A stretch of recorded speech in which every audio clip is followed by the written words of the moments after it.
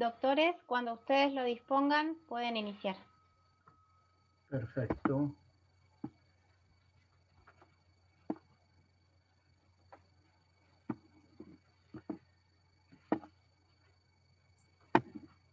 Bien. ¿Empezamos entonces, Jimena? Sí, doctor. Perfecto. Muy Oscar, ¿vos me buenas escuchás tardes. bien? Yo escucho perfecto. Perfecto, Perfecto. listo. Bien. Muy buenas tardes a todos los presentes, que son unos cuantos, afortunadamente, por el número de inscriptos, que hemos llegado a tener 849, y ya esto por descuento es un éxito.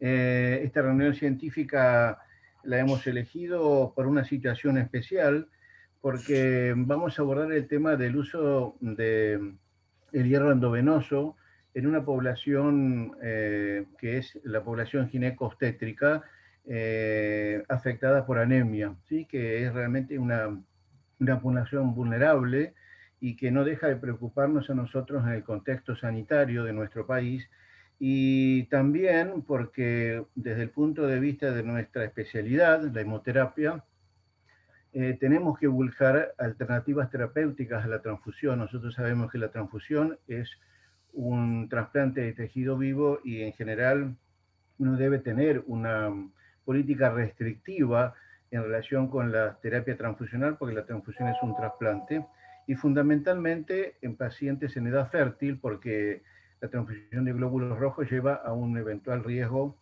de sensibilización a antígenos plaquetarios. Por eso es que buscamos alternativas terapéuticas a la transfusión, y fundamentalmente en este contexto de pandemia donde la disponibilidad de componentes de glóbulos rojos es escaso, y bueno, por eso insistimos, y ya hemos hablado varias veces, hemos abordado varias veces el tema, y necesitamos reforzarlos permanentemente, y por eso es que hemos elegido nuevamente esta temática. En este caso lo vamos a abordar desde un aspecto práctico, por eso se denomina alternativas prácticas para el manejo de la anemia ginecobstétrica.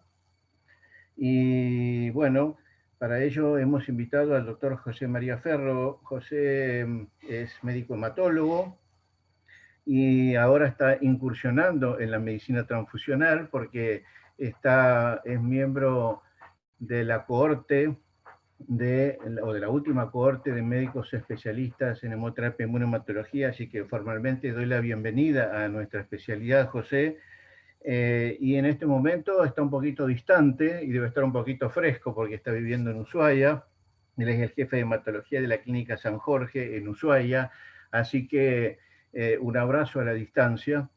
Y antes de darte la palabra, José, por supuesto, quiero agradecer al Laboratorio Richmond porque gracias a su apoyo, hemos podido organizar esta reunión científica. Nuevamente te agradezco a vos por tu disponibilidad, porque sabemos que tu tiempo vale oro. Y también quiero agradecer a los participantes porque, bueno, van a dedicar un tiempo de su agenda para escucharte. Así que, José, muchísimas gracias y te estamos escuchando. Bueno, primero, muchas gracias a todos, a los participantes, a la Asociación de Hemoterapia y obviamente al Laboratorio Richmond.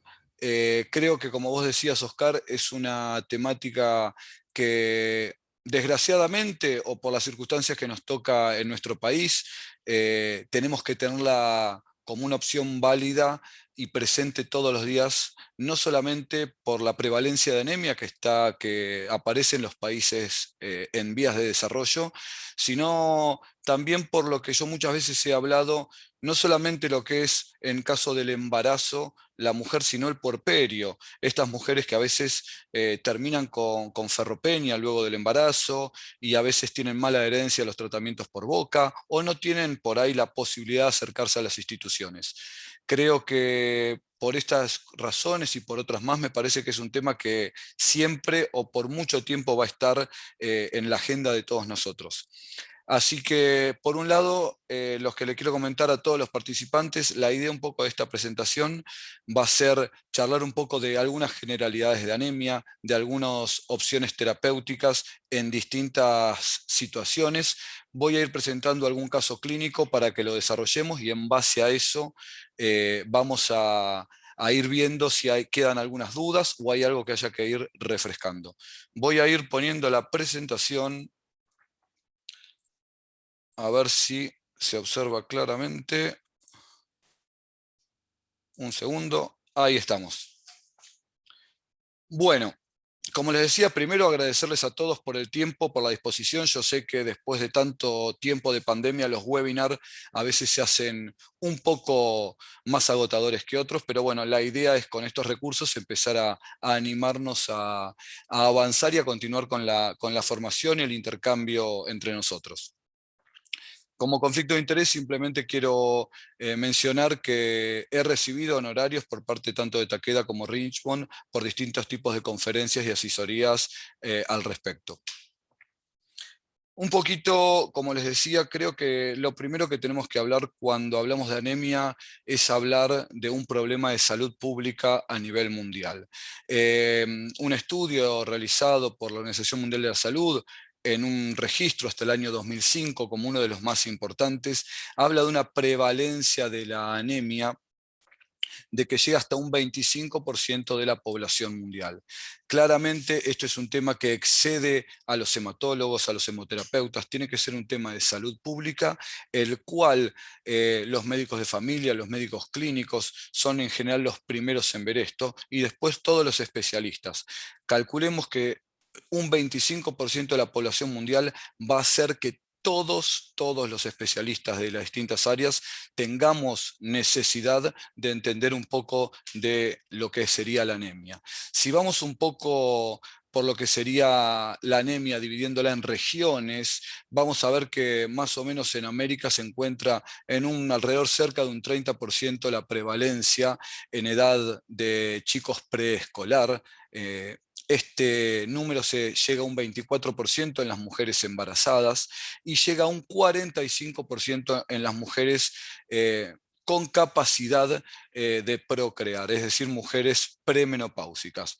Claramente esto se afecta mucho por el consumo de alimentos ricos en carnes, por eso los países en vías de desarrollo van a tener mayor prevalencia de anemia, y como yo siempre digo, las mujeres durante su etapa reproductiva tienen los periodos menstruales, que es lo que hacen, entre otras situaciones, que sean casi actores principales en lo que es la anemia por déficit de hierro. Como les decía un poquito, más o menos tenemos que pensar que más de 1.6 billones de personas en el mundo van a sufrir anemia, siendo la causa de anemia la más frecuente el déficit de hierro. Esto también es importante referirlo porque hay causas de anemia que no van a generar el déficit de hierro y es muy común verlo en la práctica médica, algunos pacientes que vienen tomando hierro hace un tiempo largo sin un estudio correcto de la anemia. Tener en cuenta que realmente lo que sería el déficit de hierro constituye una carga importante de la sintomatología de la enfermedad. ¿Qué quiero decir con esto? Que muchos de los síntomas de anemia que uno está acostumbrado a ver se producen principalmente por el déficit de hierro y no por el grado de anemia. Esto después lo vamos a contar un poquito más, pero son unas cuestiones que tenemos que ir viendo junto. Como les mencionaba antes, vamos a tener picos de anemia en grupos poblacionales o en grupos etarios, lo que podría ser en la edad, los chicos en edad preescolar, la mujer embarazada o la mujer en edad reproductiva. Pero en todos los momentos de nuestra vida podemos llegar a tener algún déficit de hierro o encontrarlo en distintas personas. Claramente, el déficit de hierro, como les decía, se observa principalmente en países de vías en desarrollo, pero los países industrializados también padecen este tipo de situaciones. Bueno, la idea un poquito era empezar con un caso clínico, más que nada es para despertar un poco el interés, lo voy a leer y vamos a ir a una votación para ver qué es lo que observan ustedes del otro lado. Un paciente de 34 años de edad que concurre a la guardia de su institución. por astenia y cefalea de 10 días de evolución, algo que podemos ver habitualmente en la práctica. Al interrogatorio refiere estar con un periodo menstrual de hace 15 días aproximadamente, y en el laboratorio uno constata una anemia moderada de 7,1 gramos por decilitros con un volumen corpuscular medio de 64 centilitros. Un perfil férrico que es compatible con anemia ferropénica. Entonces, la pregunta sería, ¿qué conducta vamos a adaptar con esto? Indicamos hierro vía oral y un control por ginecología. Internamos a la paciente para una transfusión de glóbulos rojos y evaluación por ginecología. La internamos para la evaluación y administración de hierro endovenoso, o le administramos hierro endovenoso y continúa con hierro vía oral en domicilio y control ambulatorio. Ya estamos listos para la votación.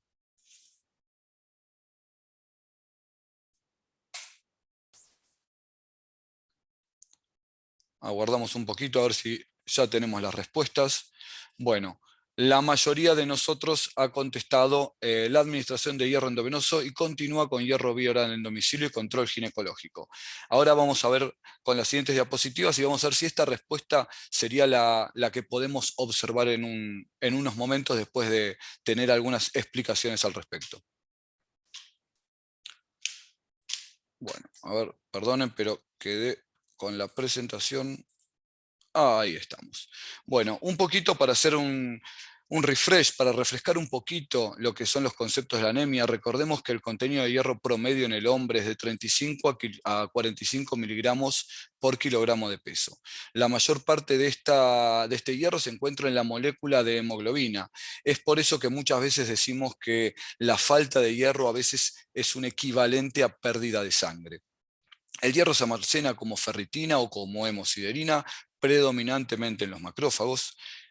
Los depósitos con los que contamos son de 1 gramo en los hombres y 600 miligramos en las mujeres, y la absorción de hierro a nivel intestinal oscila entre 1 a 2 miligramos por día, la cual puede aumentar en condiciones de necesidad. ¿Qué pasa con este hierro de nuestra alimentación? Lo ingerimos y a nivel duodenal ingresa a la célula de un estado férrico que puede pasar, con el que ingresa, digamos, al organismo, al tubo digestivo, en la célula duodenal, en la célula intestinal, en la cara, en la membrana, vamos a encontrar el transportador de metales divalentes. El transportador de metales divalentes lo que va a ser introducir este hierro, que inicialmente está en estado férrico, se va a convertir a estado ferroso y ahí va a permitir el ingreso. Durante el ingreso en la célula duodenal se va a poder almacenar como ferritina, o, como ocurre principalmente en condiciones de déficit de hierro, vía ferroportina va a ser traspasada al torrente circulatorio. La ferroportina, el hierro que ingresa a la ferroportina, entra en estado ferroso y junto con la efastina, que actúan en forma concomitante, va a pasar a estado férrico, donde va a unirse ahí directamente a la transferrina.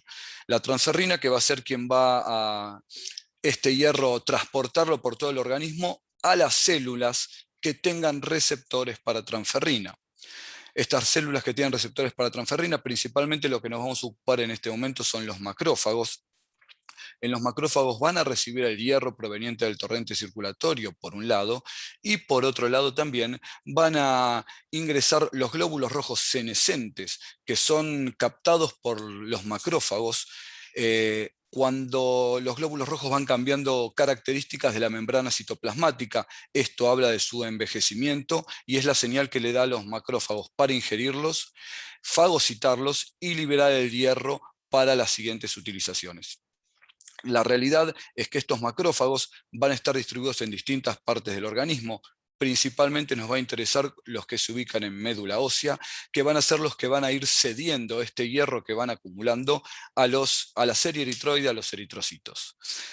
Como podemos ver, los eritroblastos, todavía con núcleo, van a aceptar el hierro, por un lado, por sus receptores de transferrina, que va a ser el hierro que van a recibir tanto del torrente circulatorio directo como el hierro liberado por los macrófagos. Este hierro va a ingresar al eritroblasto, que el eritroblasto no tiene necesidad de eliminar hierro, porque todo el hierro que va a recibir lo va a utilizar. Con lo cual es una de las pocas células del organismo que no va a tener esta molécula que les comentaba antes, que se llama ferroportina.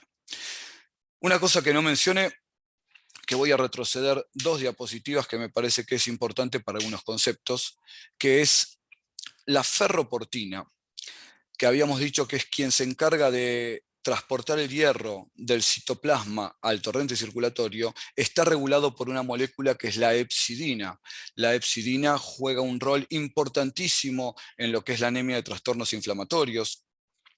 Esta hepcidina lo que va a hacer cuando está presente por cuestiones inflamatorias, va a disminuir o inhibir la generación de ferroportina. Entonces eso va a hacer que todo el hierro que ingresemos al organismo vía oral pueda o seguir de largo o quedar en la célula duodenal y no poder pasar al torrente circulatorio. Esta es una de las principales características del porqué de la anemia de trastornos de utilización. La ferroportina lo mismo. En los macrófagos cumple un papel similar. El macrófago va a acumular hierro y cuando lo necesita lo va a ir cediendo. Cuando hay inflamación en el organismo o cuando hay sobrecargas de hierro en algunos casos, esta ferroportina va a disminuir su expresión en la membrana, disminuyendo la liberación así del hierro para el resto del organismo. Sabiendo más o menos un poco cómo este hierro ingresa, cómo se va metabolizando y cómo se va distribuyendo a lo largo del organismo, creo que es importante cuando viene un paciente saber si es este paciente la anemia que está padeciendo corresponde a una ferropenia o a otra situación a determinar. Cuando uno evalúa a un paciente con anemia para determinar y confirmar la ferropenia, seguramente debería pedir algunos parámetros como son la ferremia, que habitualmente debería estar normal a disminuida en un paciente con déficit de hierro. La ferritina, que uno espera que esté disminuida, aunque también como la ferritina es un reactante de fase aguda, puede estar elevada en distintas situaciones que nos pueden aparecer en un paciente, y eso va a hacer difícil la determinación solamente por la ferritina si hay ferropenia o no. Voy a saltar directamente al porcentaje de saturación de la transferrina, que es uno de los parámetros que se está utilizando hace ya varios años como uno de los más fidedignos para evaluar el déficit de hierro. Yo siempre comento que la transferrina es el transporte del hierro de los lugares donde está acumulado a donde nuestro organismo lo necesita, que es el eritrocito. Este transportador de hierro, esta transferrina, siempre se encuentra colmada aproximadamente en un 30%. Cuando este transporte de hierro tiene poco contenido, cuando hay saturaciones bajas, es lo mismo que hubiera un transporte que no tiene pasajeros. Esto nos está diciendo que el transporte está, que no hay ningún problema, pero no tenemos ese hierro para poder cargarlo. Hay otros parámetros que se están utilizando hace tiempo, como puede ser el receptor soluble de transferrina.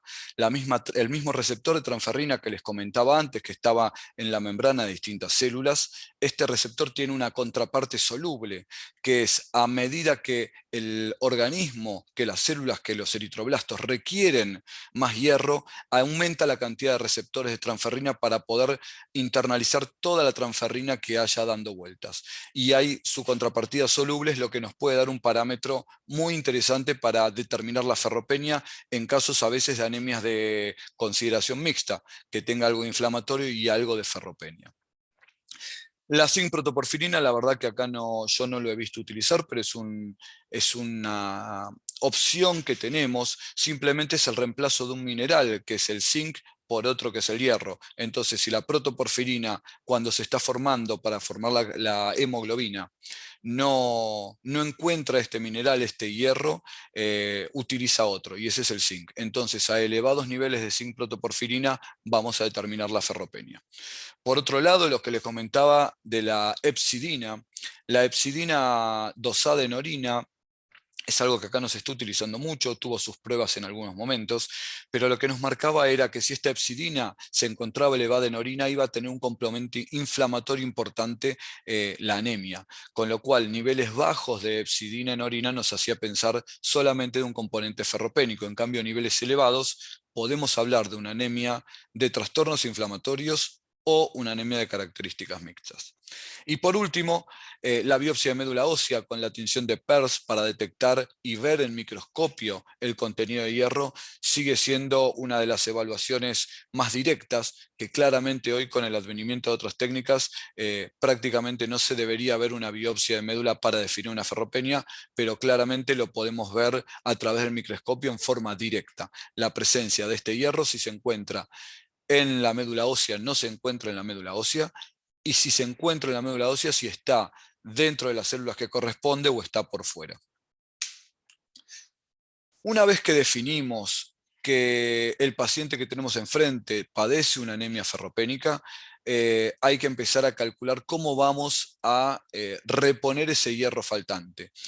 Hay una fórmula conocida que la verdad que yo no la utilizo mucho, pero que corresponde conocerla, que es la fórmula de Ganzoni, donde puede calcular aproximadamente en base a la hemoglobina que tiene el paciente versus la hemoglobina target, la hemoglobina deseada, cuál sería el déficit de hierro total que tiene en ese momento, y a partir de ahí poder hacer la recarga de hierro. Voy a hacer dos acotaciones respecto a esta fórmula. Esta fórmula nos habla de una situación estática, de un momento determinado, con lo cual, si yo tengo un paciente que está con pérdidas recurrentes o que realmente tiene una anemia por otras causas, vamos a ver que esta fórmula no va a estar funcionando. ¿Qué significa esto? Yo hoy calculo para un paciente con una hemoglobina determinada lo que quiero, pero si el paciente sigue sangrando, ese cálculo va a ser para ese momento. Esta fórmula habría que ir repensándola. Por otro lado, como observan, los parámetros principales son de hemoglobina, entonces no me habla simplemente de si es de los dosajes de hierro o algún cálculo en particular, por lo cual para utilizar esta fórmula también debemos constatar que es una anemia ferropénica, si no podríamos cometer un error si no tenemos la correcta definición de la patología. Una vez establecido que el paciente tiene anemia, que esta anemia es por déficit de hierro, tenemos que empezar, y ahí nos adentramos un poco más en este tema, tenemos que empezar a pensar cómo vamos a reponer ese hierro faltante. Hay muchas situaciones que van a hacer que difiramos las conductas de un paciente a otro. Primero, como yo siempre digo, la primera vía, la de elección, es la vía oral, por ser una de las más económicas, por ser fisiológicas y porque se conocen hace muchos años. ¿Qué pasa cuando esta vía no funciona?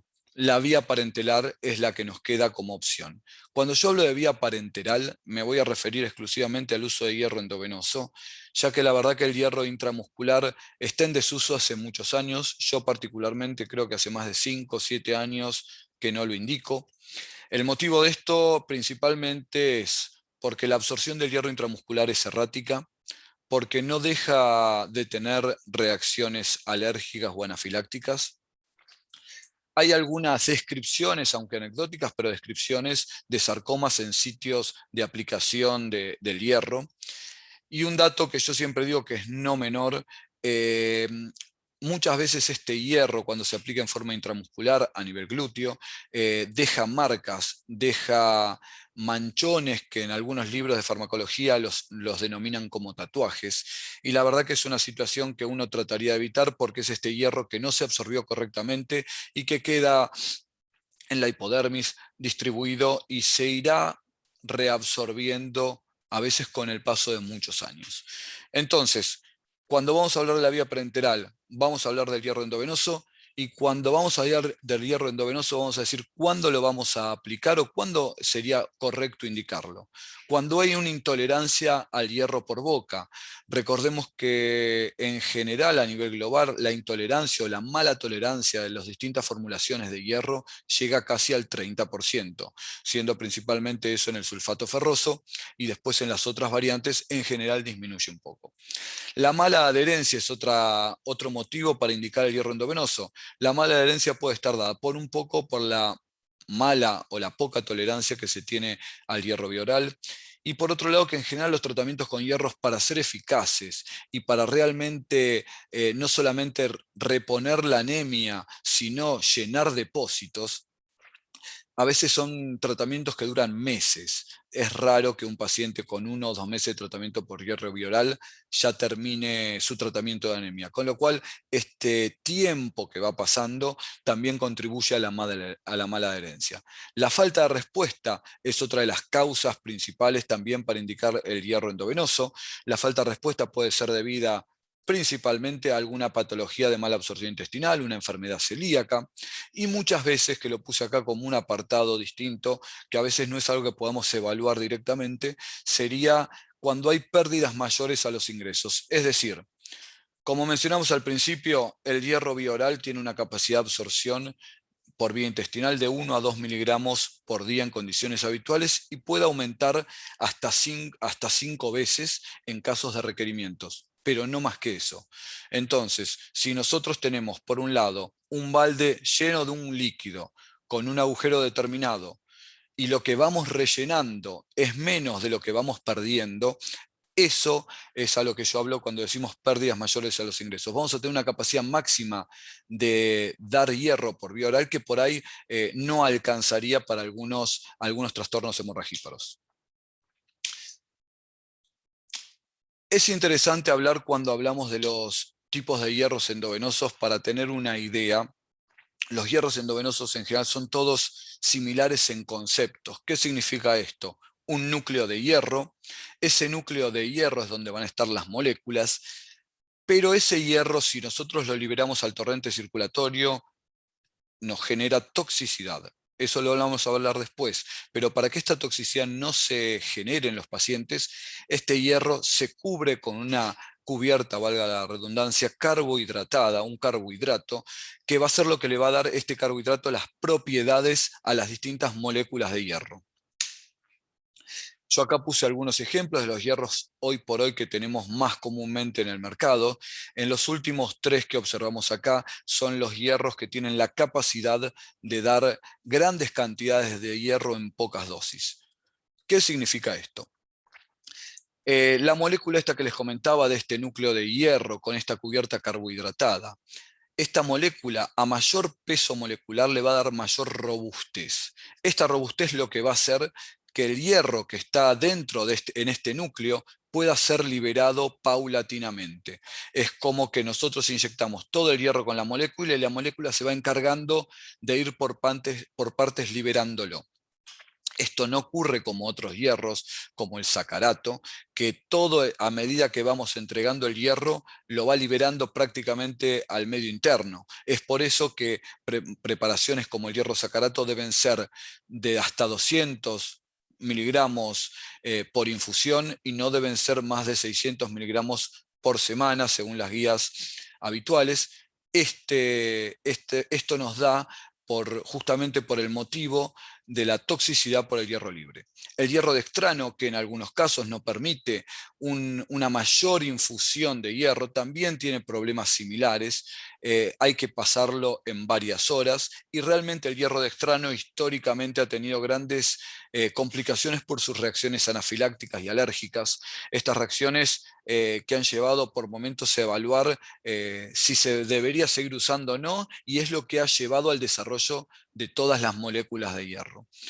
La idea mía sería ahora si podemos poner nuevamente la pregunta en cuestión, la pregunta número 1, a ver si hubo algún cambio en las respuestas después de estas diapositivas.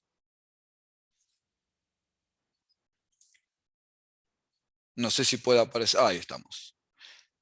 La idea es un poquito evaluar justamente si realmente alguno de ustedes ha cambiado la intención con estos tipos de datos.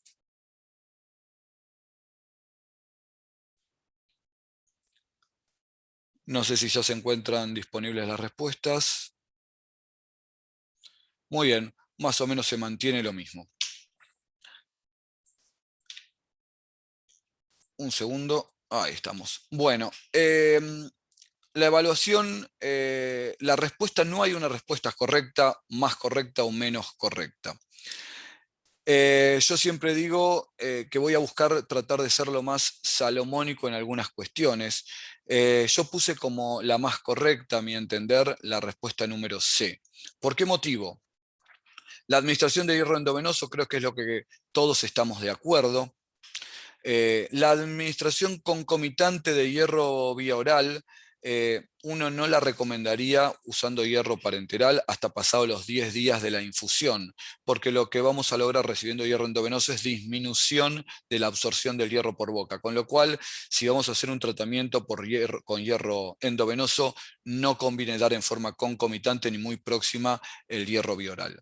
¿Y por qué la evaluación con ginecología en este caso? Porque justamente los que les había comentado, es una paciente que está sangrando, es una paciente que está con pérdidas en este momento, de manera que si yo agarro un paciente, le hago un cálculo de déficit de hierro, le infundo el hierro y lo envío a domicilio, seguramente ese hierro me va a ser insuficiente, tenga que volver a recitarlo. Por eso, por ahí una de las conductas para tratar de que el paciente esté resuelto lo más rápidamente posible y evitar las readmisiones por el mismo motivo, sería poder tratar de ir encaminando todo en una segunda consulta. Pero bueno, como les decía, esto no es una respuesta correcta y otras incorrectas, sino una apreciación personal. Vamos a ver otro caso clínico para la siguiente parte, una paciente de 28 años de edad, gesta 3, parto 3, que ingresa al 5º día de puerperio por un cuadro de debilidad generalizada en contexto de pérdidas ginecológicas abundantes. En guardia se constata 5,7 de hemoglobina, con un previo en el posparto inmediato de 8,5 gramos por decilitros. ¿Qué vamos a hacer? Internar a la paciente, transfundirla para una resolución ginecológica y continuar el tratamiento con hierro bioral y o endovenoso. Internar al paciente, darle hierro endovenoso en altas dosis y la resolución ginecológica del problema, transfundir al paciente y la embolación por ginecología, o internar al paciente, transfundir, resolver el problema e infundirle hierro en altas dosis.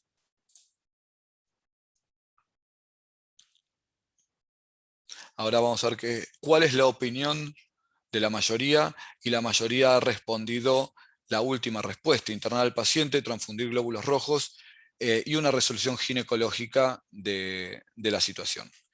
Perfecto. Bueno, vamos a charlar un poquito de lo que sería la hemorragia posparto. Tenemos que empezar a pensar que 1% de las mujeres embarazadas pueden padecerlo, y es una de las principales, si no la principal causa de muerte materna. Ocurre esto en 10 de 100.000 nacimientos aproximadamente. Mucho tiempo fue la primer causa de muerte considerada en países en desarrollo, y es más o menos el 30% de las causas maternas. Acá vamos a tener la hemorragia, cómo poder catalogarla de acuerdo a los mililitros aproximadamente, si son las hemorragias habituales, las pérdidas que pueden ocurrir en los primeros horas, días del parto, o cuando ya son más complejas e implican un riesgo para la madre. Hay un trabajo interesante al respecto que se realizó acerca de una dosis de infusión de hierro, la dosis total de carencia de hierro versus lo que sería el tratamiento con vía oral.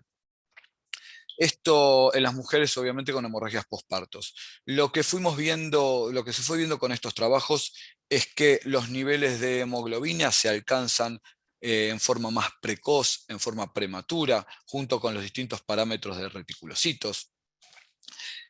Esta diapositiva es muy interesante para poder explicar un poco el mecanismo. Fíjense la ferritina, cómo uno a la administración del posparto, la ferritina produce un ascenso inmediato y después un leve descenso. Que esto es lo mismo que ocurre con el hierro, con la saturación de transferrina. ¿Qué significa esto? Cuando nosotros damos el hierro por vena, damos todo el hierro que el paciente necesita, se lo incorporamos a su organismo y es su organismo quien lo va a ir cediendo de acuerdo a sus requerimientos. Yo siempre hago un ejemplo, que el hierro por boca es como que nos den plata, es como el trabajador que gana plata en el día a día, que el día a día va ganando algo y lo va utilizando para sus gastos personales. Ese sería el escenario de lo que podría ser el hierro vía oral. En cambio, el hierro endovenoso es como si toda la plata del mes nos la depositan el primer día hábil, y nosotros con todo ese dinero vamos a saber cómo ir distribuyéndolo a lo largo del tiempo.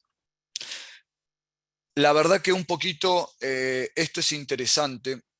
Hay varios trabajos al respecto que van hablando de cómo el uso del hierro endovenoso rápidamente va a producir una mejoría. Yo siempre digo que esto lo tenemos que ver en el transcurso de los días. Aproximadamente cuando se llega a la semana 12 de tratamiento, en la mayoría de los trabajos que hacen hierro endovenoso versus hierro bioral, a las 12 semanas los niveles se van equiparando. ¿Esto qué significa? Como yo siempre digo a los pacientes, no es que el hierro endovenoso es mejor que el hierro bioral, pero sí nos va a llevar a destino mucho más rápido que lo otro. Quiero ver si podemos, por favor, poner nuevamente la diapositiva con las preguntas para ver si hay algún cambio en este parecer del auditorio.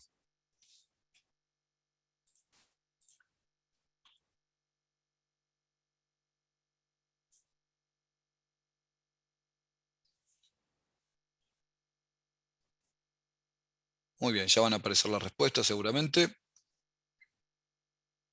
Bien. Muy bien, acá es interesante comparar las dos respuestas mayoritarias que serían la respuesta número 2 o la respuesta B y la respuesta D. La respuesta B dice internar al paciente, darle dosis de hierro, altas de hierro endovenoso y resolución ginecológica. Es correcta, pero siempre debemos recordar que si es un paciente que está con síntomas, el hierro endovenoso de ninguna forma va a reemplazar a una transfusión. Si hay un criterio transfusional, como puede ser el gatillo de 7 gramos o la clínica del paciente, uno debemos primero responder a eso. Después de esa, digamos, después de salvar ese incendio, como yo digo, apagar ese incendio, ahí sí nos podemos sentar a verlo. Todo esto obviamente lo vamos a evaluar con el paciente enfrente. Una opción, si uno quisiera pensar la opción como B, como correcta, sí uno podría utilizarlo dejando al paciente internado para la observación por el riesgo. Obviamente acá en este caso clínico estamos hablando de una mujer que es joven, que por ese lado no debería tener mayores riesgos para una complicación cardiovascular por este tipo de anemia, pero si tenemos en cuenta que es una madre, una reciente madre de 3 hijos en total, claramente no va a tener las posibilidades de estar en su casa en reposo esperando a que el hierro haga su efecto, que aproximadamente vamos a tener los primeros efectos aproximadamente en los 7-10 días. Vamos a hablar de este caso clínico. Un paciente de 35 años de edad que concurre a su consultorio a un control de embarazo en la semana 34 con una hemoglobina de 8 gramos. ¿Cuáles son las posibilidades que tenemos al respecto? Insistir con la toma del hierro bioral a pesar de la intolerancia, ya que falta poco para tener el parto. Esa es una opción que le podemos decir al paciente. Administrar el hierro endovenoso hasta completar el déficit. Realizar la infusión total de hierro calculada en una infusión. O directamente calmar a la paciente diciéndole que no se preocupe, ya que de persistir la anemia se puede transfundir antes del parto.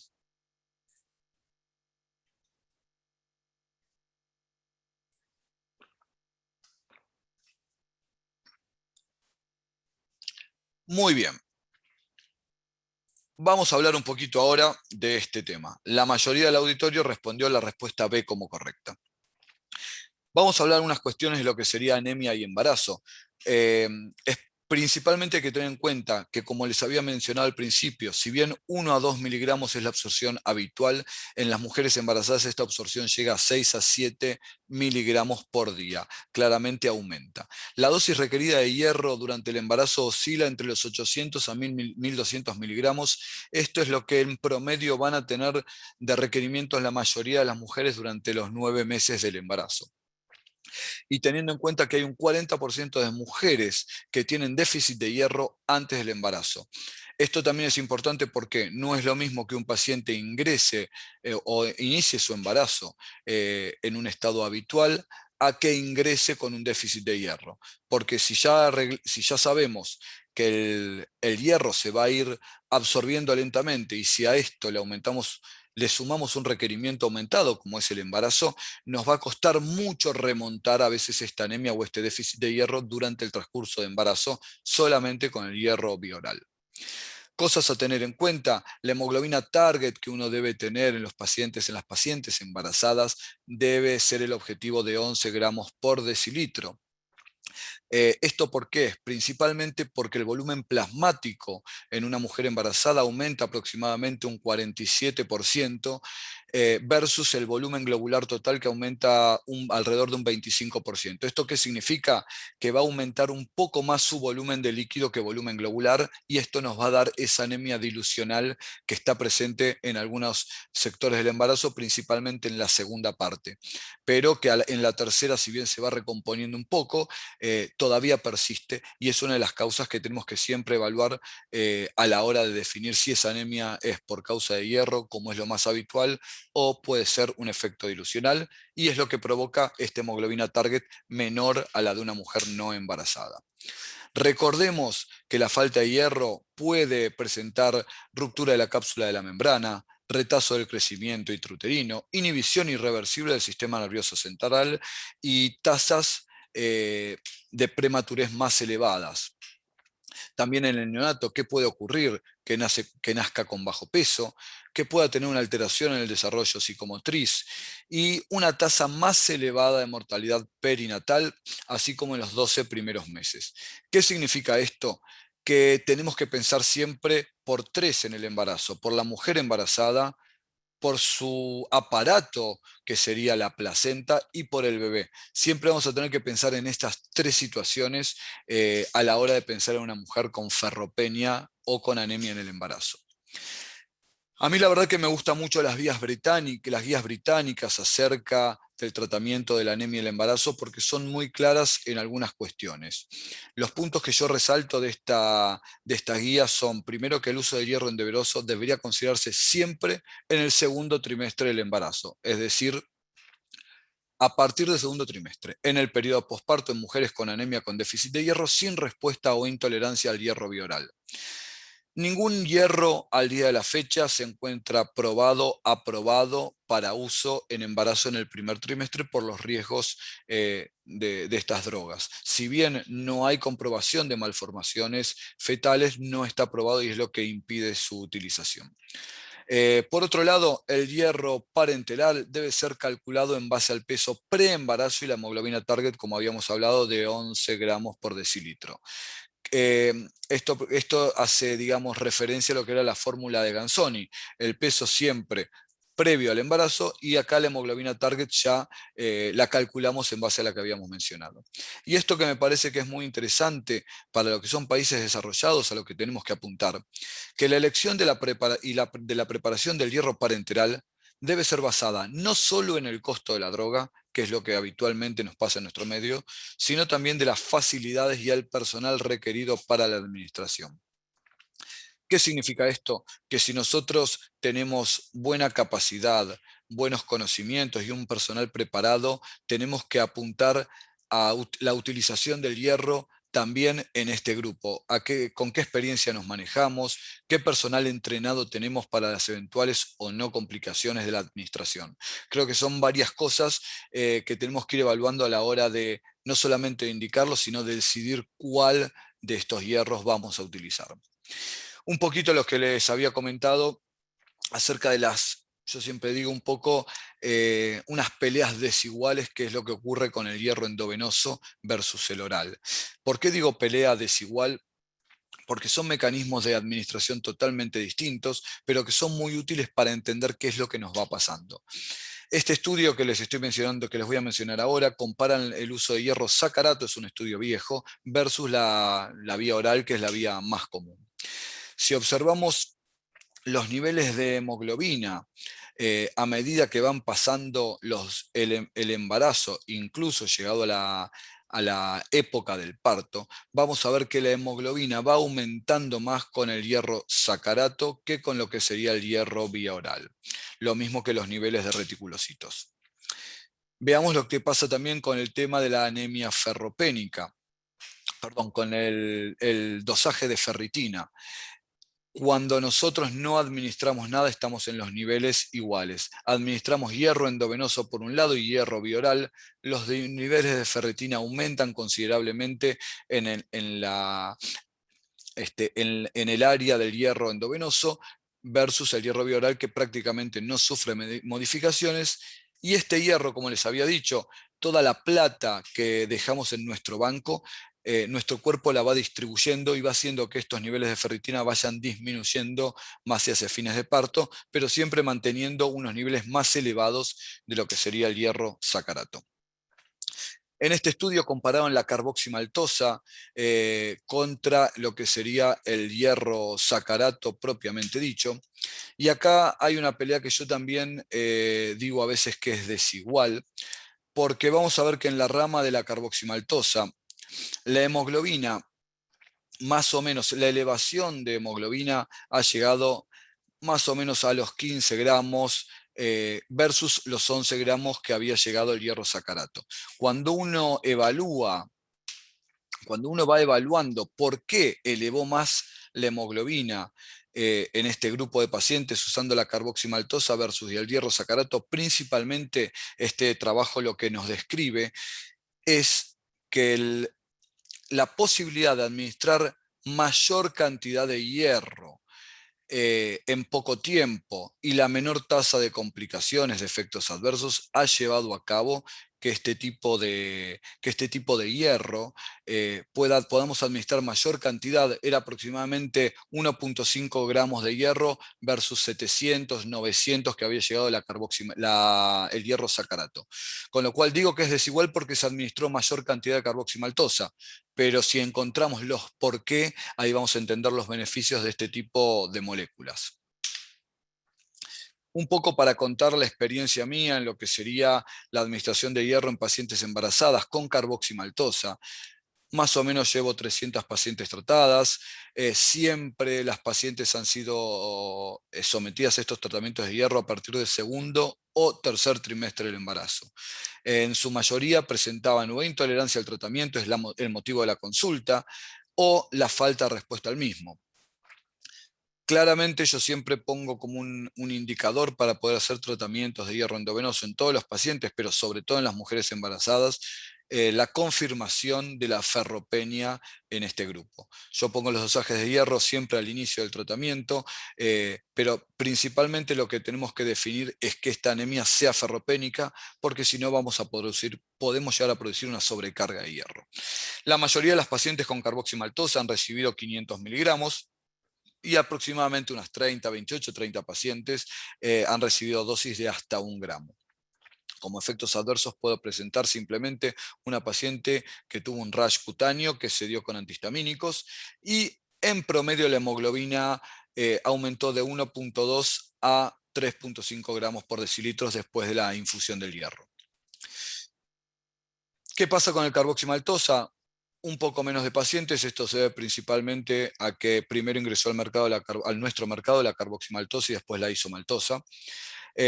Volví a tener los mismos criterios para la infusión que había tenido con la carboximaltosa. Y si pueden observar acá, yo acá no estoy poniendo la elevación del hierro.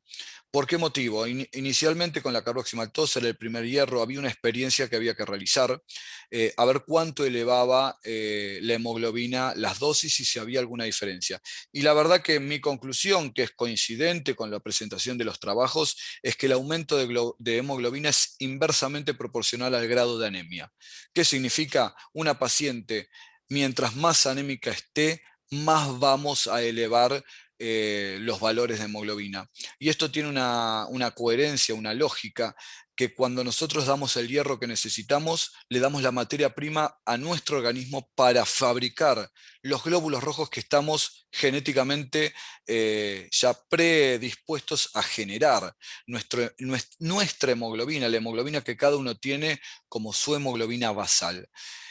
Con lo cual, si la hemoglobina media es de 13, 12, 10, siempre vamos a llegar a ese valor. Nunca se va a sobrepasar o nunca vamos a tener una elevación de hemoglobina mayor a lo que nuestro organismo está predispuesto a formar. Con lo cual, la verdad que nosotros no necesitamos tanto medir la elevación de gramos de hemoglobina, sino saber que el paciente que más se va a beneficiar va a ser aquel con menos niveles de hemoglobina previo al tratamiento, o que más que beneficiar podríamos decir que lo vamos a notar nosotros más fidedignamente.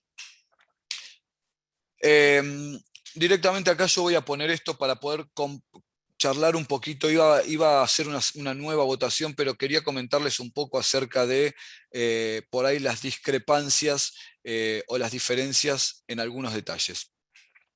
La mayoría del auditorio respondió que la administración de hierro endovenoso hasta completar el déficit. Una segunda parte es realizar la infusión total calculada en una infusión. ¿Por qué digo esto? El medio habitual nosotros tenemos por uso común, creo que el hierro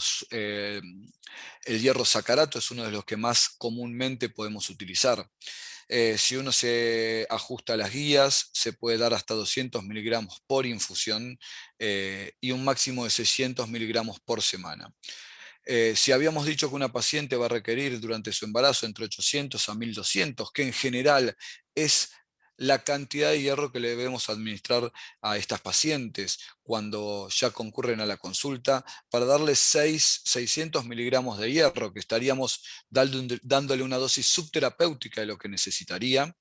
Estamos hablando de que el paciente tiene que concurrir en 3 oportunidades y aproximadamente entre que se coloca la vía, si hay premedicación o no hay premedicación, estamos hablando de 1 hora y media aproximadamente por vez de infusión.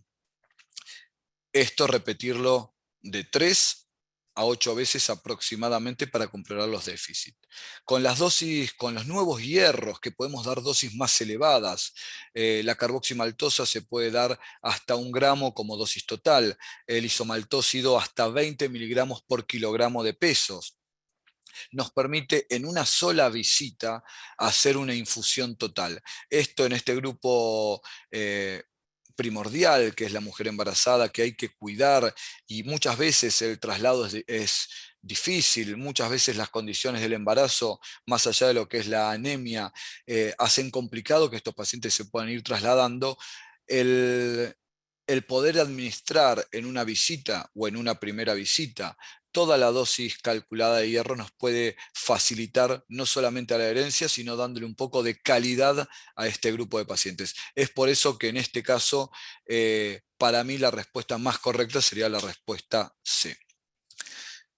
Un poquito mencionando este tema del perfil de seguridad, hay 2 o 3 cuestiones que tenemos que tener en cuenta con estas nuevas drogas. Estas nuevas drogas o estas formulaciones nuevas del histórico hierro que tenemos. Estas formulaciones nuevas en general tienen muy buena tolerancia, el perfil de efectos adversos es realmente muy bueno, no requieren dosis de prueba, la verdad, y se pueden administrar en muy poco tiempo, entre 20 minutos y media hora se pueden administrar las dosis totales. Uno cuando empezó a ver estas drogas que aparecían en el mercado realmente las veía excepcionales, y de repente en algunos casos empezamos a ver algunos efectos adversos que no estábamos acostumbrados, por ejemplo la hipofosfatemia y algunas reacciones de hipersensibilidad. La hipofosfatemia principalmente se da con una de las drogas que más lo produce es la carboximaltosa, no por una única dosis, que es lo que más en forma habitual vamos a ver nosotros en este grupo de pacientes que vamos a indicar, sino en las infusiones de hierro seriado. Esto podría estar para las mujeres que tienen pérdidas metrorragias, que tienen pérdidas menstruales abundantes en el tiempo, que uno les está dando infusiones repetidas de hierro, pacientes que tienen hemorragias digestivas, enfermedades inflamatorias intestinales como puede ser un Crohn, una colitis ulcerosa, no tanto para este grupo de pacientes, pero sí hay que tener en cuenta que la hipofosfatemia, por un aumento de la excreción de fosfato urinario, se produce en estos pacientes y es algo que hay que ir monitorizando cuando uno lo va a hacer en forma repetida. Hay otra situación que por suerte en este tipo de drogas se da poco, que es la toxicidad por hierro lábil. Al principio les había mencionado que estas moléculas de hierro, estas moléculas robustas, nuevas, tenían la capacidad de hacer una liberación lenta y sostenida de hierro, que moléculas más pequeñas, como es el hierro sacarato, producían una liberación más rápida del hierro. ¿Esto qué produce? Una sobresaturación de la transferrina. La transferrina anda circulando por el torrente circulatorio y trata de captar todo el hierro que se va administrando al torrente.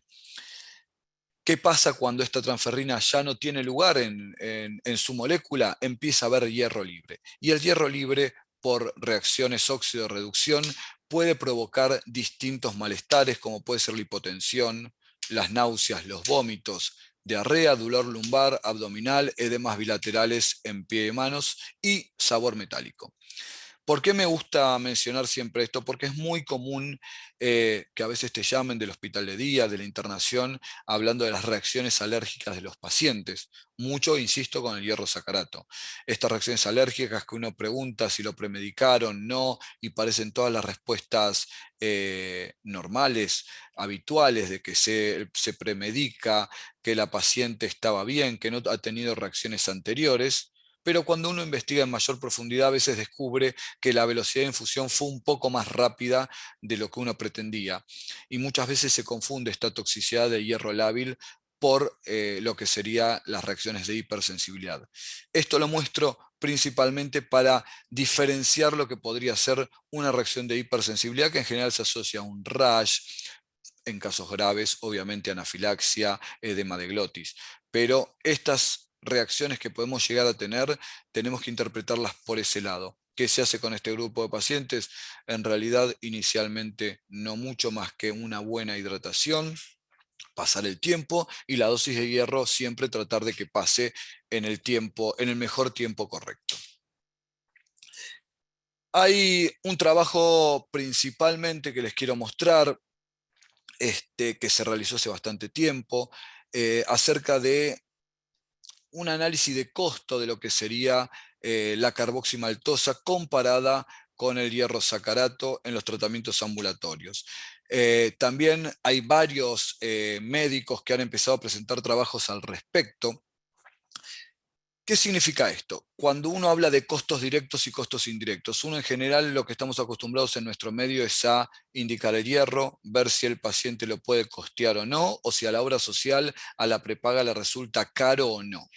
Pero pocas veces evaluamos el costo indirecto que llamo, que sería el costo de un hospital de día para la infusión, el costo de los materiales descartables, el costo del personal de enfermería requerido para esto, las horas de disposición del paciente y a veces las horas de disposición del familiar que lo acompaña. ¿Qué significa? Si yo digo que puedo dar 1 gramo y medio de hierro en una sola dosis versus 200 miligramos de hierro con el hierro sacarato, por ejemplo, para dar 1 gramo, para hacer un número redondo, un paciente bajo tratamiento con hierro sacarato debería aproximadamente concurrir 5 veces a la institución, pensar lo que habíamos hablado, entre 1 hora, de 1 a 2 horas. Todo este tiempo siempre cuesta, tiene algún costo. A veces es el paciente que se tiene que trasladar en taxi, dejar de trabajar, o el familiar que deja de trabajar para acompañar a su ser querido. Todos estos costos, cuando uno los mete en la misma bolsa, cuando uno empieza a analizar todo esto, todos los trabajos que están siendo presentados hablan a favor de estos hierros nuevos, estas nuevas moléculas, que lo que hacen es realmente poder disminuir estos costos extras. Creo que es una mirada distinta que se adopta en distintas partes del mundo, y que realmente, cuando a mí me ha pasado en el consultorio ofrecerle a un paciente el uso de hierro sacarato con los costos y el tiempo que le lleva versus el otro tipo de hierro, es sorprendente la cantidad de pacientes que, si pueden, o los que son trabajadores independientes, muchas veces prefieren costear una droga un poco más cara, pero tener mucho más tiempo para continuar con sus actividades. Como resumen un poco de toda esta charla, primero y por sobre todas las cosas, definir a la anemia como un problema de salud pública, principalmente en países en vías de desarrollo, pero también en países desarrollados. ¿Qué posibilidad tenemos con estas moléculas nuevas, como son la carboximaltosa y el isomaltócido? Una buena flexibilidad de dosis, poder administrar distintos tipos de dosis que antes no contábamos con esto. Pensar que el hierro isomaltócido podemos administrar hasta 20 miligramos por kilogramo de peso, siendo de las moléculas nuevas las que nos permitiría aportar mayor cantidad de hierro en una sola visita. La rápida y fácil administración, ¿qué significa? Que no necesitamos dosis de prueba y que en 20 minutos, 15 o media hora el paciente ya puede estar retirándose de la institución para continuar con su vida. Todas estas situaciones, junto al buen perfil de seguridad, al no requerir dosis de prueba, los bajos niveles de toxicidad por hierro libre, son los que hacen que estas drogas nuevas tengan una muy buena relación costo-efectividad. Y voy a volver a la pregunta que hicimos antes. ¿Tenemos la posibilidad de corregir el déficit total de un paciente en hierro en una sola visita? Creo que esto ayuda mucho al paciente, descongestiona a veces esos consultorios digamos, con sobredemanda o necesidad de turnos. Entonces, si podemos empezar a tratar de resolver los problemas rápidamente y con poca intervención, creo que eso nos va a llevar a distintas situaciones en un futuro próximo. Bueno, eso es todo. Muchísimas gracias y bueno, quedo a disposición por cualquier pregunta. Hola, ¿qué tal? Buenas tardes. Soy la doctora Chávez. ¿Me podés escuchar?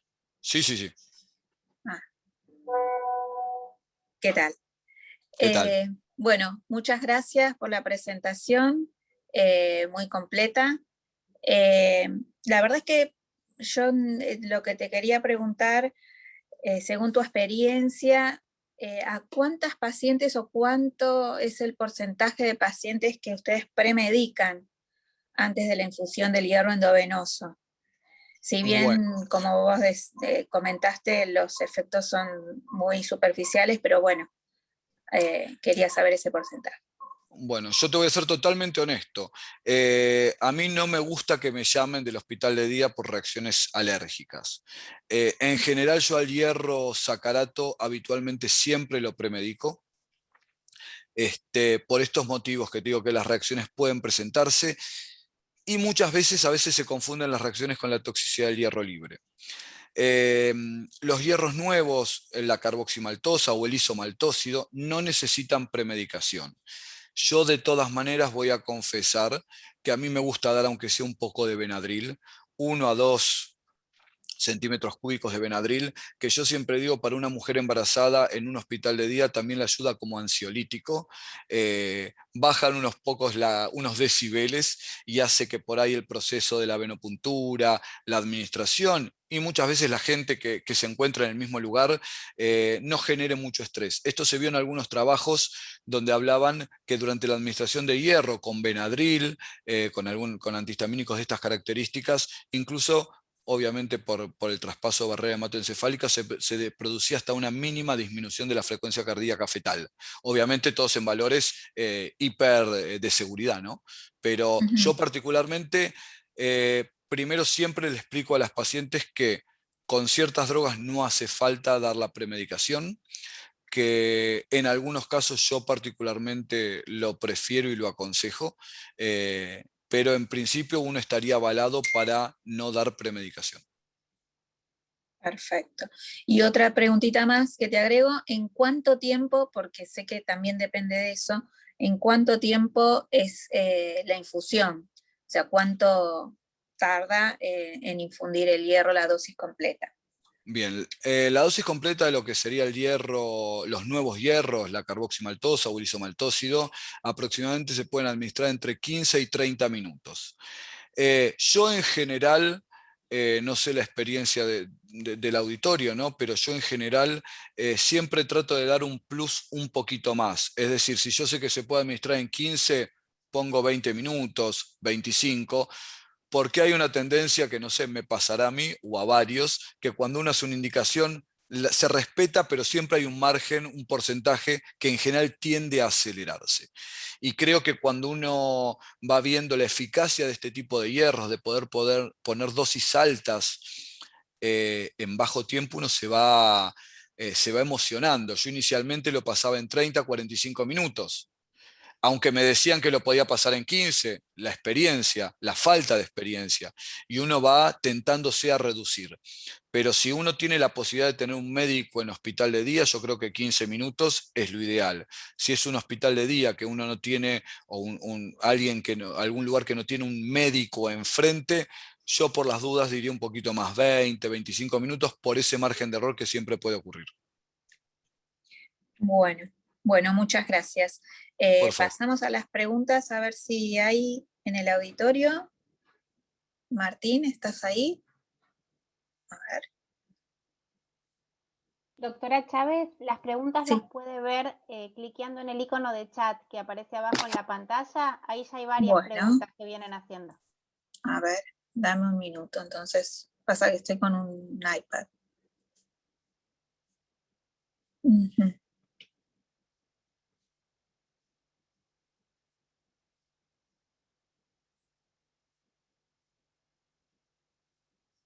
¿Qué puede pasar? A ver acá.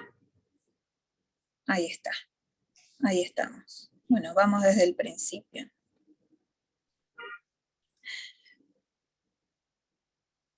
Bueno, acá preguntan qué estudios serían, que creo que el doctor ya lo especificó y los mostró en sus diapositivas. No sé si quiere repetirlos, doctor, Yo los estudios, porque acá preguntan el frotis y me parece que no. No, a ver, el frotis nos va a dar características, orientar, pero no es categórico. Como les había dicho al principio, el hierro por boca, si no lo necesitamos, no lo absorbemos, pero el hierro endovenoso ingresa a nuestro organismo. Entonces hay que constatar lo más fehacientemente la ferropenia. Obviamente la ferremia, la ferritina y el porcentaje de saturación de transferrina son los 3 parámetros que más utilizo, principalmente el porcentaje de saturación de transferrina. Cuando es menor al 20, yo la verdad que me gusta hacer un poco más, exprimirlo más, pero cuando es menor a un 13%, falta hierro independientemente de cualquier otro parámetro. Entonces, la verdad que si yo tuviera que recomendar a alguien, seguramente es todo el perfil de hierro para evaluar la evaluación global, pero haciendo mucho foco en la saturación de la transferrina. Sí, muy bien.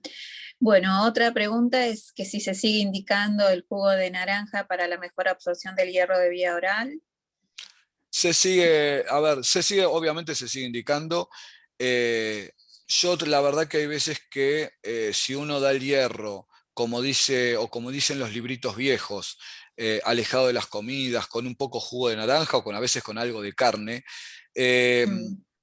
realmente a veces uno le empieza a complicar tanto la vida al paciente que termina por no tomarlo.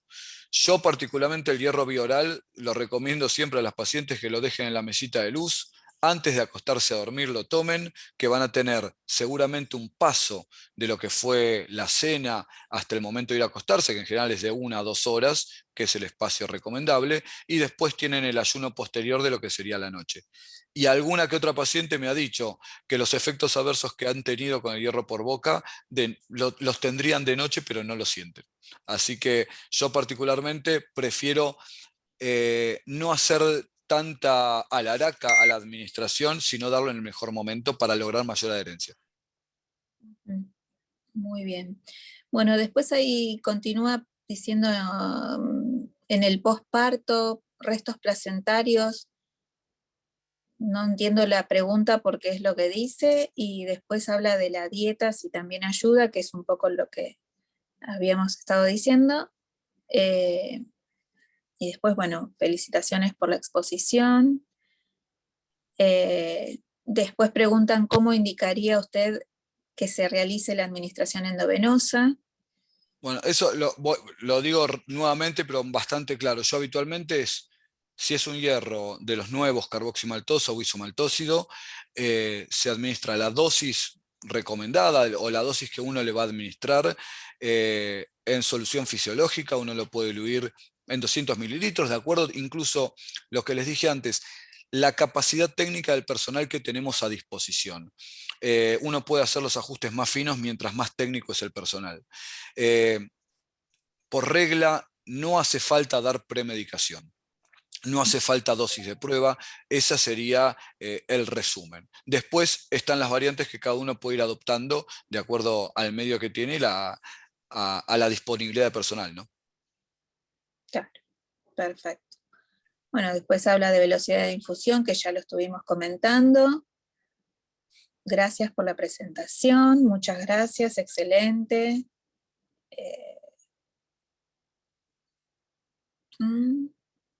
Excelente, muy bien, buenísima exposición. Bueno, todos halagos. Muchas gracias, muy Perdón, linda la acá presentación. hay un comentario yo estoy tratando de verlos también, y acá hay un Ajá. comentario que dice: muchas gracias, muy linda la charla. Tengo entendido que salvo el hierro carboximaltosa, las otras formulaciones no están aprobadas por ANMAT. No, claramente el hierro isomaltósido está aprobado, por eso se puede distribuir. Sí, Así que, sí, sí. por las dudas, voy viendo eso. Y para Sí, embarazadas, ¿qué dice? Para embarazadas me refiero. La verdad que están aprobados para todos los usos, ¿no? No en el primer trimestre. sí. Bueno. Y a ver... ¿Cómo optimizamos el aporte ¿Cómo optimizamos el aporte de hierro ante la creciente cantidad de pacientes veganas? Bueno, también.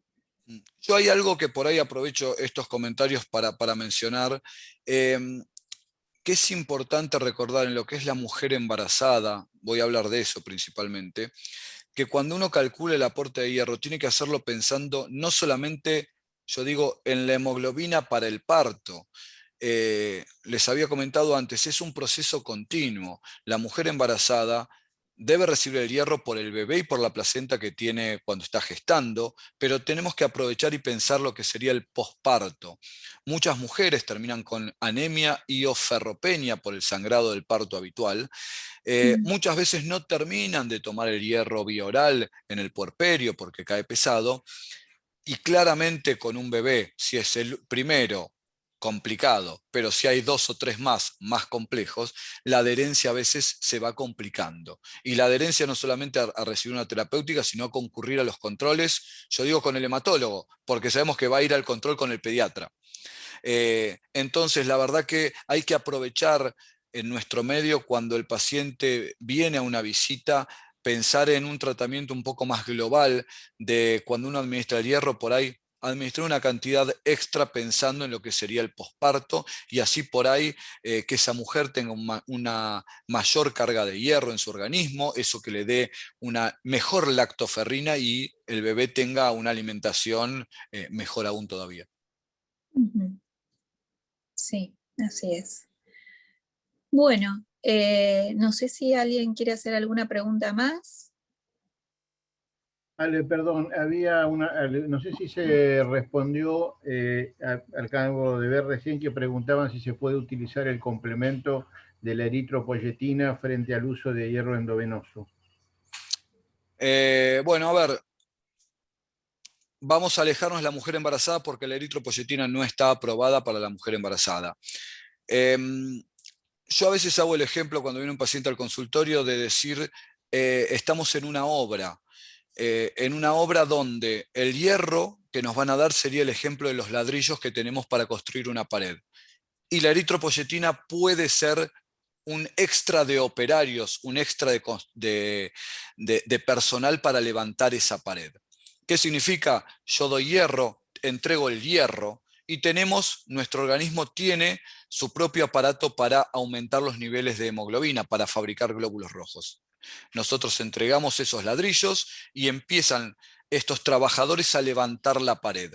El agregado de eritropoyetina sería como traer una tropilla más de empleados para levantar esta pared más rápida. ¿Qué significa esto? Que si nosotros no tenemos los ladrillos, por más operarios que traigamos, la pared no se va a levantar. Primera situación. Y segundo, que tenemos que ver en qué situaciones nos interesa esa combinación. Hay que evaluar que algunos pacientes oncológicos, hay que evaluar el riesgo-beneficio, si sería justificado o no el uso de eritropoyetina por eventos trombóticos asociados al cáncer y al uso de eritropoyetina.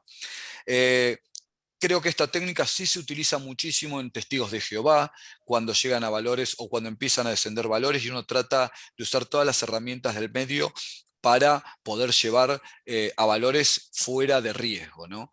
Creo que si tuviera que dar una respuesta concreta esa es una herramienta válida que nos puede ayudar a elevar más rápidamente los niveles de hemoglobina teniendo todo el hierro administrado previamente, pero me parece que esto tiene que ser individualizado y siempre al riesgo-beneficio por el paciente. Muy bien.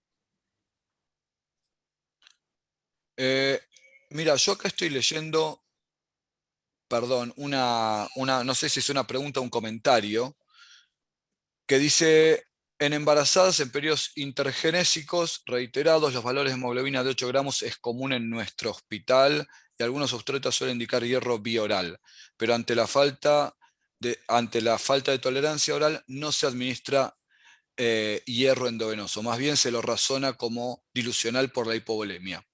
Creo que este comentario, vuelvo a decir lo que dije antes, hay que evaluar y constatar la ferropenia en todo paciente, no solamente sospecharlo. Y si uno indica un hierro, el paciente no lo tolera o vemos que no eleva la hemoglobina, tenemos que pensar en las otras formulaciones. Si falta hierro, hay que administrar hierro, no otra cosa.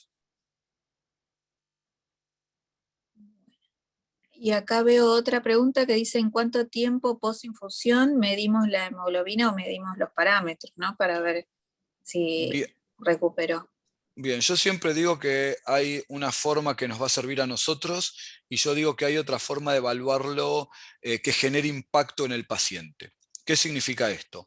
En general, cuando administramos el hierro en ferropenia, el pico reticulocitario lo vamos a tener a partir del tercer, quinto día hasta el 10º. Más tirando, promedio es un 7. Con lo cual, si nosotros quisiéramos ver la respuesta que tenemos entre el quinto y 10º día, más tirando al 10º, deberíamos pedir un nuevo dosaje de hemoglobina, un nuevo hemograma con reticulocitos para observar este pico reticulocitario. Primero que creo que a una semana no tiene mucho sentido hacer una correcta evaluación, pero si uno como médico está ansioso o ve que el paciente por ahí tiene miedo, uno lo puede hacer a los 10 días y yo siempre a veces recomiendo evaluar la ferritina. ¿Por qué? Porque la ferritina es lo primero que nos va a elevar. Entonces, no solamente vamos a saber nosotros como médicos que el hierro que le administramos lo absorbió el paciente y lo va a empezar a utilizar, sino que por ahí genera un efecto más ansiolítico también en el paciente ver que pasaban de ferritinas bajas a ferritinas muy elevadas. Creo que como resumen, digamos, de esta respuesta, lo que te diría es que nunca antes del 10º día evaluar, porque no vamos a encontrar diferencias, y la evaluación de ferritina junto con una hemoglobina nos puede generar ese impacto visual de la infusión, ¿no? Bueno, muchas gracias. No sé si hay más preguntas.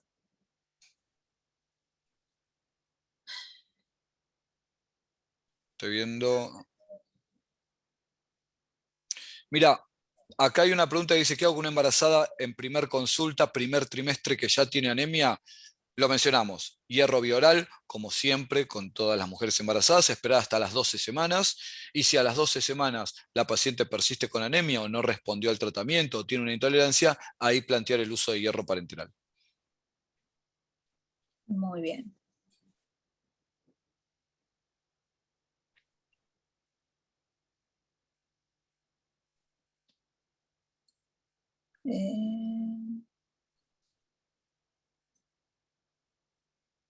Mira, yo sigo leyendo y voy agarrando algunas preguntas que me parece que están buenas, algunas que Bueno, mencionamos, otras no.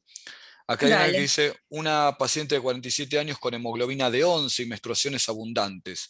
¿Sería aconsejable esta terapia? Vuelvo al inicio.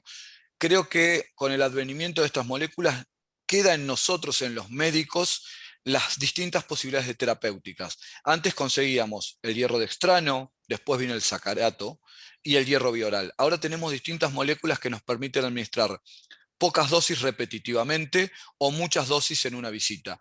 Creo que ese es el juego que nosotros tenemos que empezar a aprender a hacer y esa es la experiencia que todos tenemos que ir tomando para ver en qué paciente individual cuáles de todas las opciones que vamos teniendo nos conviene. Claramente si es una mujer que está teniendo menstruaciones abundantes, aunque no tenga una hemoglobina baja, yo intentaría sobrecargarla de hierro porque sé que eso primero va a llegar a la hemoglobina, va a tener un resto para no tener que estar visitando tan seguido al médico. Y que muchísimos de los síntomas de la anemia están generados por la ferropenia, entonces tratar de que estos pacientes no resolverles la anemia, de persistir con la ferropenia y esperar a que el descenso de hemoglobina para volver a tratarlos, sino tratar de mantenerlos en un nivel de hemoglobina normal y con la menor ferropenia posible. Aparte es importante tanto para el preparto como el posparto, dado que a todo el cansancio del trabajo de parto se suma esto que se agudiza si están ferropénicas. Entonces está Totalmente. bueno hacer el seguimiento. Sí, sí.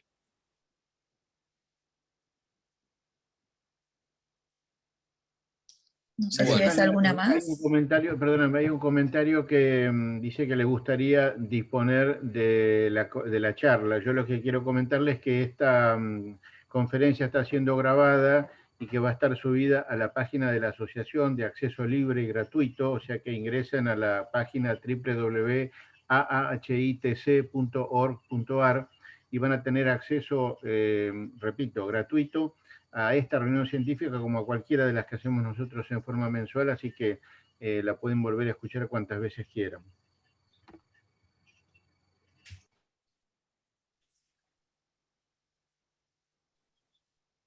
Muy bien. Mira, perdón, yo voy a decir una más y voy a dejar de leer. No, hay una pregunta que es interesante que, si bien no está relacionado directamente, pero en una cirugía bariátrica es común tener anemia en forma persistente. Eso es importantísimo. Hay que tener en cuenta que estamos, y creo que cada vez más vamos a ver más esta ola de cirugías bariátricas. Tengamos en cuenta que esto hace 10 años no era un tema que casi estaba en conocimiento o en carpeta de los médicos. Estas cirugías bariátricas, groseramente lo que hacen es alteran el tránsito intestinal habitual, el paso por el estómago, que es un paso crucial para ayudar en la absorción de distintas materias primas. Entonces, es muy común ver que pacientes bariátricos, pese a tener todos los suplementos vitamínicos, por ahí no responden, y es una muy buena manera. Yo he tenido muchas pacientes bariátricas que daba estos hierros en dosis de 1 gramo y medio, muchas veces, por ahí una vez al año, y con eso les alcanzaba para que durante todo el año no tuvieran que venir a visitarme, no tuvieran que tomar pastillas de más y que no se preocuparan por una anemia que pudiera aparecer o recaer. Sí. Bueno.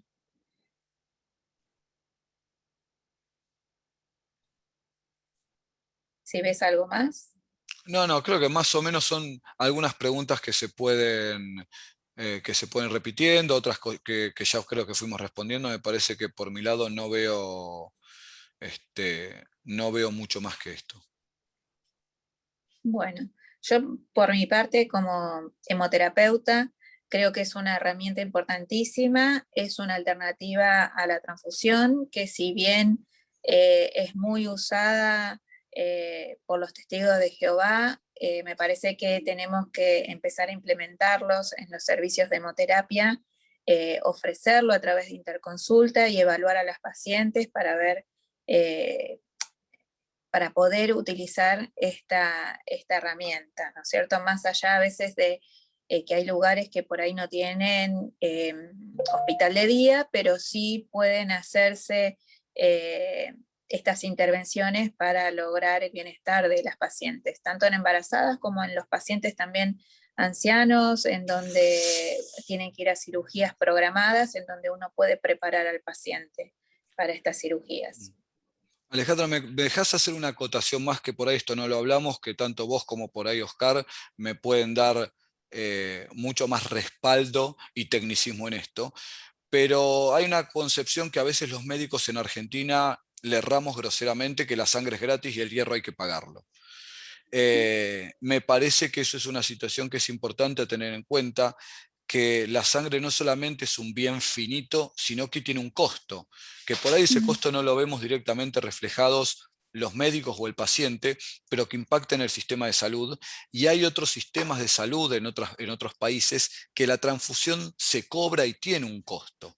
Entonces, realmente tenemos que también empezar a aprender un poquito de esto, que aunque por ahí no nos duele el bolsillo a nosotros o al paciente, el sistema de salud tiene una carga sobre todo eso, ¿no? Exacto, sí. Aparte del costo, también es, como vos decías, es un bien finito la sangre, y la realidad es que hay que tratar de racionalizar y ver, evaluar cada indicación y evaluar estas alternativas. La verdad es que si trabajamos en hospitales públicos, por ahí no están todavía bien establecidos los costos, o por ahí uno no presta atención a esto, que quizás en un lugar privado sí lo tienen muy en cuenta, y entonces por eso se ve que es más redituable por ahí la infusión de un hierro endovenoso que una transfusión, más allá también de todos los efectos adversos que puede tener una transfusión de sangre. Algo también hay que tener en cuenta, que mucha gente a veces pregunta el costo o el valor del tratamiento de hierro endovenoso, y la verdad que la gente no sabe que una unidad de glóbulos rojos tiene un costo hoy aproximadamente a $1000, porque la gente cree que como uno administra transfusión de glóbulos rojos y en realidad está acostumbrado a verlo, ojalá nos pusiéramos todos a pensar, además de lo que representa una transfusión de glóbulos rojos, que ya dije que es un trasplante de tejido vivo, cada unidad de glóbulos rojos, además de tener una situación de un eventual periodo de ventana y hacer una infección transmisible por transfusión, el costo, sumado los costos directos más los costos indirectos, una transfusión de glóbulos rojos hoy está en aproximadamente $1000. Así de barato o así de caro. Sí, exacto.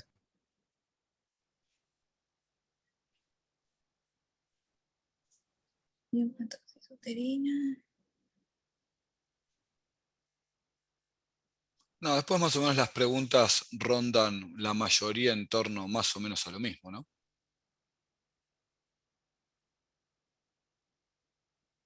Bien. Bueno, entonces yo le doy el paso al doctor Torres para que haga el cierre. Muchísimas gracias por mi parte, muy interesante esta conferencia, y creo que es importantísimo para todos los hemoterapeutas empezar o seguir con esta herramienta para poder mejorar nuestro desempeño. Así que muchísimas gracias, y bueno, no sé si está el doctor ahí, el doctor Torres. Bueno, gracias Alejandra. No pensaba estar al final porque en realidad estoy en paralelo con el curso de gestión del Ministerio de Salud, pero bueno, estoy ahí con las dos computadoras. En realidad vuelvo a agradecer a José, que siempre está dispuesto para colaborar con nosotros en las disertaciones, que nos aporta sus conocimientos desde lo cotidiano, que yo creo que a veces más que el academicismo tenemos que aprender de la gente que está al lado de los pacientes, y la vi también a la doctora Alejandra Frailuna de la Maternidad Sardá, que también ayudó a contestar preguntas, y eso me da la pauta de que ha habido un auditorio multidisciplinario, y tiene que ver esto con que nuestra especialidad, la hemoterapia, es transversal a muchas especialidades, y celebro que haya gente que no es de nuestra especialidad escuchándonos, porque llegamos finalmente a lo que es la terapia transfusional en forma consensuada y con beneficios para el paciente. Quiero reiterar mi agradecimiento también al Laboratorio Richmond, a los participantes, bueno, y también a EIDOS, porque la transmisión realmente ha sido impecable.